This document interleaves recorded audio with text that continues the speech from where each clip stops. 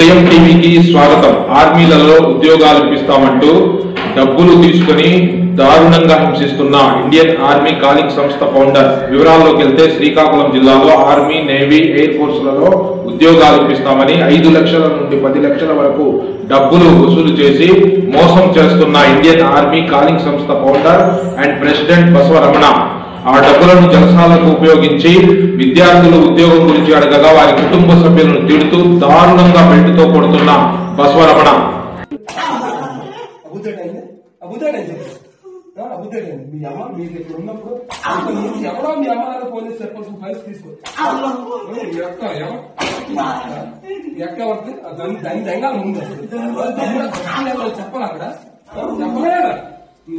Bill కాకుండా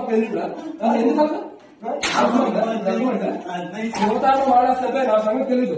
నా apply చేసి నా ఉద్యోగం సైతం వదులుతాను నీకు.